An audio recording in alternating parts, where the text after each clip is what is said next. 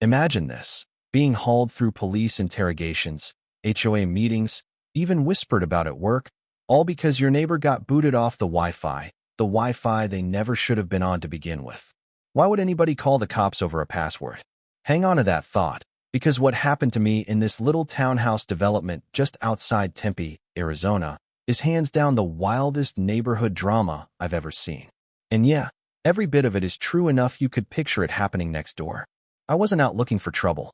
Honestly, I'm not that guy.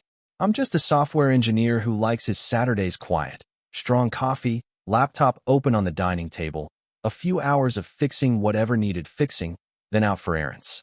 But that morning, my Wi-Fi was crawling, web pages dragging, streaming stalling, downloads taking ages when they should have snapped right up. For me, all signs pointed to one thing. Someone, or something, was clogging my network. So, I do the normal techie thing. I reset the router and change the password. 10 minutes, tops. Didn't think twice. But those 10 minutes kicked off a feud so weird I still shake my head about it.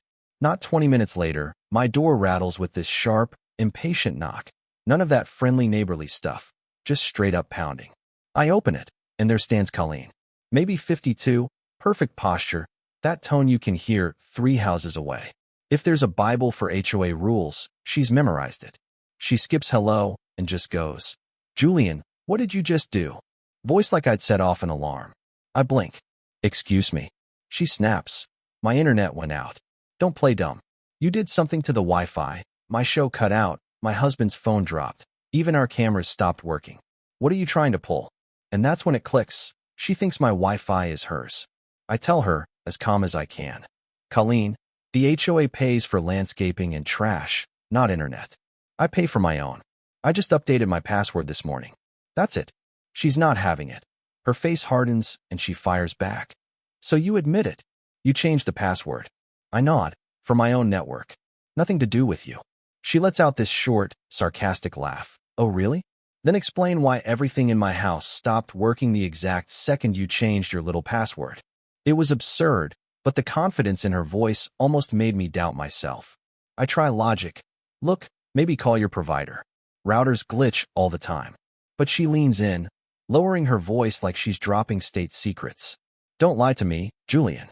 I'll take this to the HOA. Tampering with shared services is against the rules." By then my patience is thinning. "Colleen, it's my account, my equipment. End of story."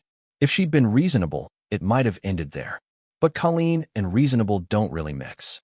For her, it's about control, not Wi-Fi. She snaps. "Fine, I'll make sure everyone knows what you're doing. Don't think I won't call the authorities."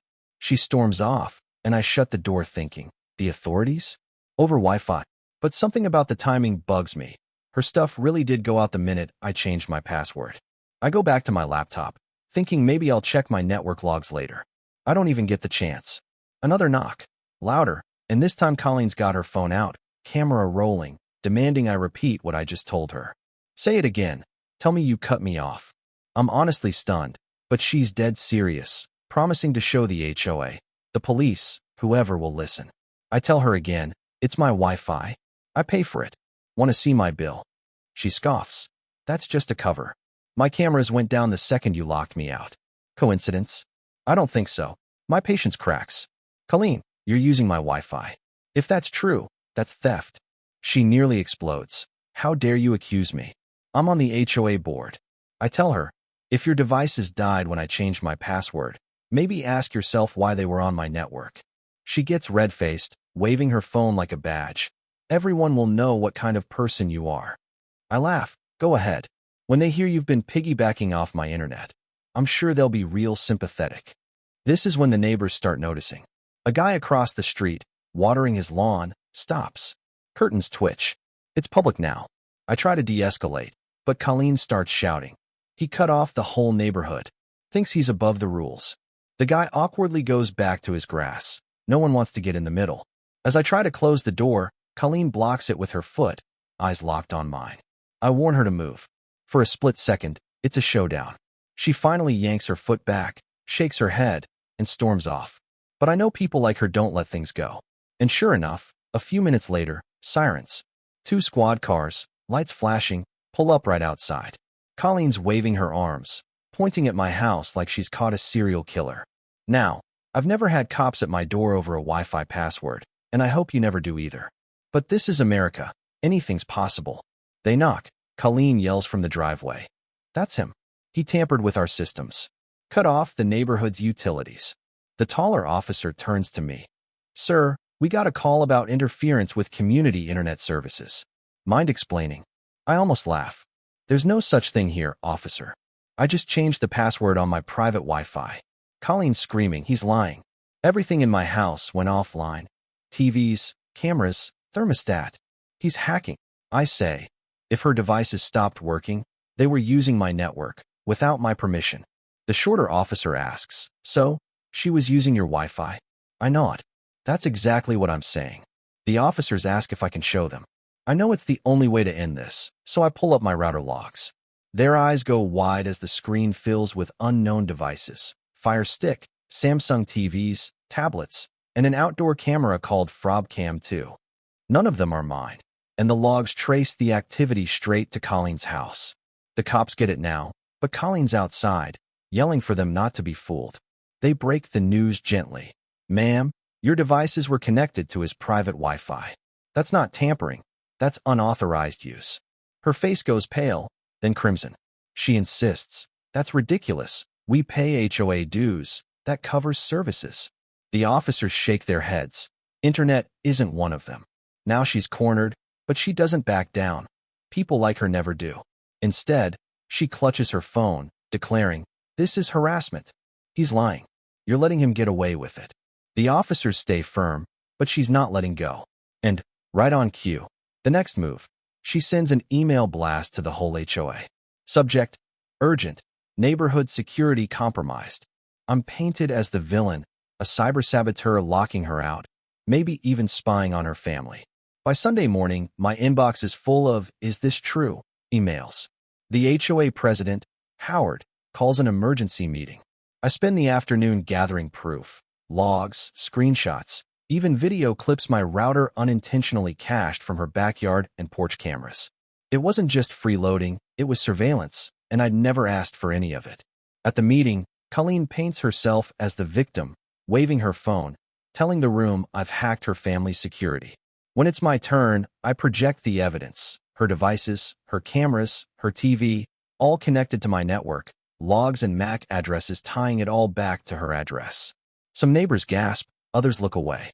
Her confident smile falters, but she keeps swinging. He faked all this. That's what hackers do. But when I show the MAC addresses and timestamps, even the doubters start to nod.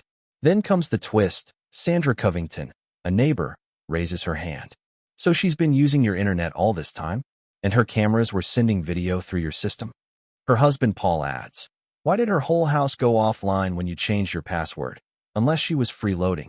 The room shifts. Murmurs turn toward Colleen. She panics, calls everyone fools for trusting me, claims I'm a threat, and storms out. You'd think that would end it. You'd be wrong. Colleen takes it up a notch. She files a complaint with the city, calls my employer, accuses me of hacking, tries to get me kicked off the HOA tech committee, everything short of hiring a skywriter. Suddenly, neighbors are suspicious. I get official letters. My boss calls. Is there something I should know? I'm on edge, losing sleep, wondering how something so small spiraled into this circus. One late night, I call my sister. She tells me, you're fighting with facts. She's playing with feelings, and feelings are louder. She's right. At the next HOA meeting, standing room only, I decide to speak not as a techie, but as a neighbor. You've seen me mowing my lawn, fixing the projector, handing out candy on Halloween. I changed my Wi-Fi password, and suddenly I'm a criminal? Ask yourselves, what kind of community do we want? One where the loudest voice makes the rules, or one where we respect each other's boundaries? People start to get it. Sandra stands up for me. Paul, too. Colleen's voice is still loud, but now it sounds desperate. The board reviews the evidence, and finally, they rule in my favor. No misconduct, matter closed. Some neighbors even apologize for doubting me. But here's the part that lingers. Trust is fragile. A little fear, a little entitlement, and it can vanish overnight. All this mess started with a Wi-Fi password, but it was never really about the internet. It was about power, and the way one person's insecurity can poison an entire neighborhood. Even now, I know there are some who'll never look at me the same. Maybe that's the price of holding your ground. So here's my call to you. What would you have done? Was I right to dig in and fight, or should I have let it go? Have you ever faced someone like Colleen, someone who bends the rules, then blames you for calling them out? Drop your thoughts below. Where do you draw the line between standing up for yourself and keeping the peace? Let's talk about it, because in the end, it's not about Wi-Fi. It's about respect, boundaries, and what kind of community we really want to live in.